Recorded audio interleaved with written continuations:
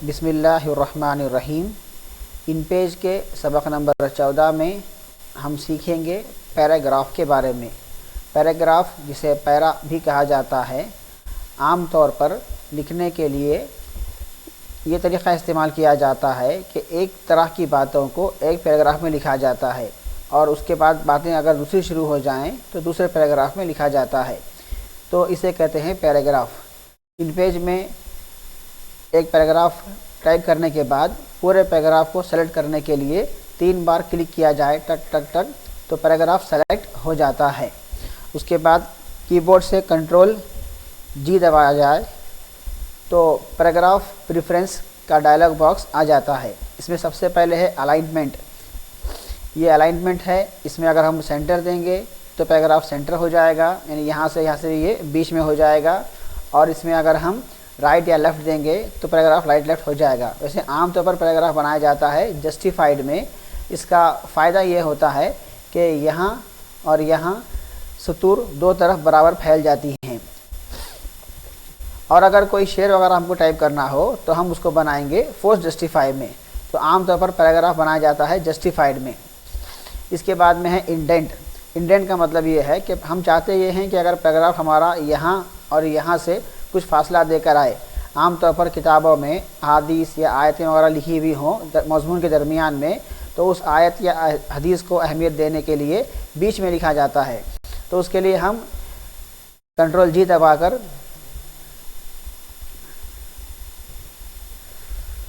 ये खोलकर बिगिनिंग में मिसाल दे रहा हूँ मैं 15 और एंड में 15 और ओके, तो आप देख सकते हैं कि यहाँ 15 और यहाँ 15 पैराग्राफ हटकर आ गया है। तो इस तरह दो सिमतों से भी फासला देने के लिए इसको इस्तेमाल किया जाता है। फर्स्ट लाइन का मतलब ये है कि पैराग्राफ की पहली लाइन कितना हटकर आए।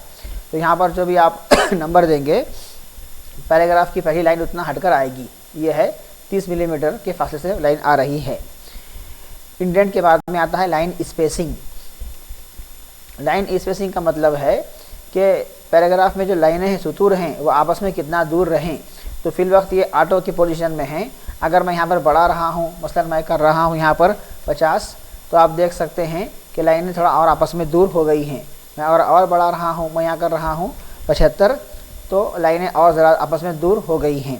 मुझे अगर करीब करना हो तो मैं यहाँ पर नंबर कम कर दूँगा, मिसाल के तौर पर 25, तो आप देख सकते हैं कि लाइनें आपस में एक दूसरे से मिल गई हैं।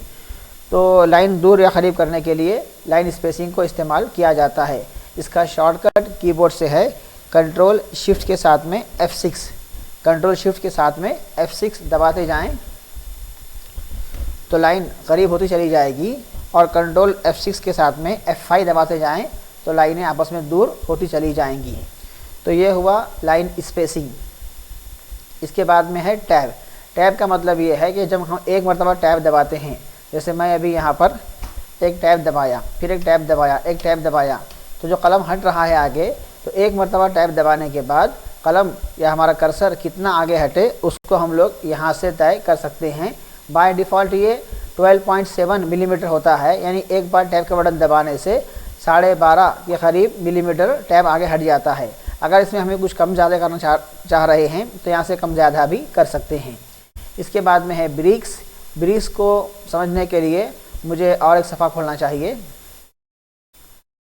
एक नया सफ़ा ले रहा हूँ मैं, इसमें मैं कॉलम ले रहा हूँ मसलन 3, और उसके बाद ओके दबा रहा हूँ। अभी आप देख रहे हैं कि 3 कॉलम वाला पेज आ गया है। जब भी मैं टाइप करूँगा वो पहले कॉलम में टाइप होगा। अब मैं जब इंटर मारूँगा तो उसी के नीचे नीचे टाइप होता चला जाएगा। अगर मैं ये चाहता हूँ कि मेरे अल्फाज सिर्फ कॉलम में ऊपर ऊपर आएँ, नीचे जगह खाली रहे, तो उसके लिए मैं Ctrl+G दबाकर ब्रिक्स में जाकर कॉलम लेकर ओके दबा दूँगा। तो एक कॉलम में जो भी लिखा जाए, लिखकर इंटर मारते ही हमारा कर्सर दूसरे कॉलम में जंप मारेगा। फिर यहाँ जो भी लिखना है लिखने के बाद इंटर मारते ही हमारा कर्सर, हमारा कलम तीसरे कॉलम में जंप मारेगा। करके देखते हैं इसको।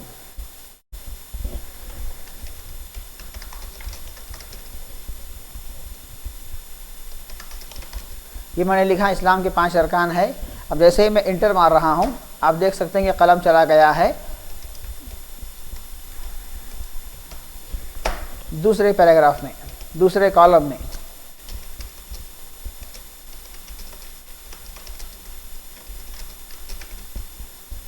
अब मैं दोबारा इंटर मार रहा हूँ, यह कलम चला गया है बिल्कुल तीसरे कॉलम में। इसका फ़ायदा ये है कि इस तरह कोई चीज़ हम बनाकर सीखने वाले तलबा को लिखने के लिए नीचे दे सकते हैं। तो बहरहाल ब्रिक्स का मतलब होता है तोड़ना। हम जहाँ पर भी इंटर मारेंगे तो या कॉलम दो या पेज दो या ऑड पेज दो या इवन पेज दो, हमारा कलम अगले कॉलम में या अगले पेज में या अगले ऑड या इवन पेज में, जुफ्त या ताक पेज में कलम चला जाएगा। ये मतलब होता है ब्रिक्स का। इसके बाद में आप आ जाइए पैराग्राफ स्पेसिंग में। इसके लिए मैं फिर वही चले आता हूँ। ये मैंने एक पैराग्राफ लिया,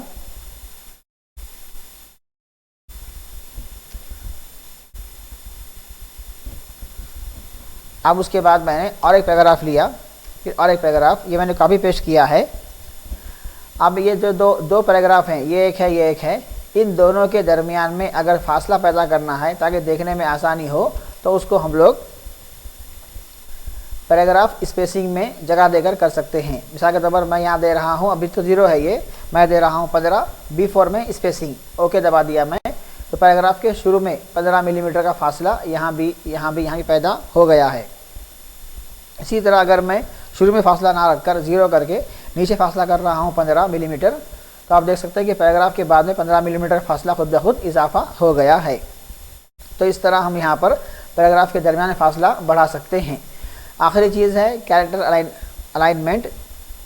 ये उर्दू और इंग्लिश के लिए काम आता है।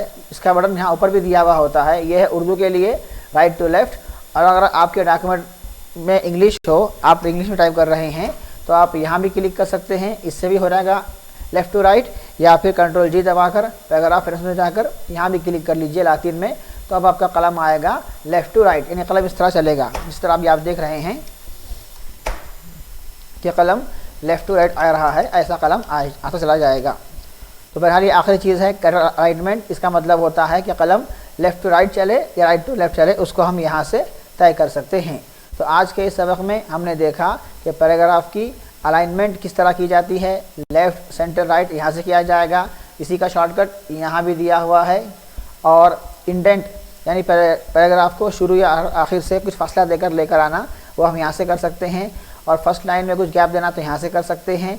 लाइन की हाइट बढ़ाना घटाना हो तो यहाँ से भी कर सकते हैं। और इसका शॉर्टकट है कंट्रोल शिफ्ट के साथ F6 या F5 कम ज़्यादा करने के लिए। टैब का फासला कितना हो उसको हम यहाँ तय कर सकते हैं। और ब्रिक्स करना हो कि पैराग्राफ के बाद में अगला पैराग्राफ अगले पेज में आए या अगले अल्फाज अगले कॉलम में आए, तो उसको हम यहाँ से तय कर सकते हैं। और एक पैराग्राफ से और एक पैराग्राफ कितना दूर हो उसको हम यहाँ से तय कर सकते हैं। और हमारा डॉक्यूमेंट उर्दू का है या इंग्लिश का है, उसकी टाइपिंग किस अंदाज से हो उसको हम यहाँ से तय कर सकते हैं।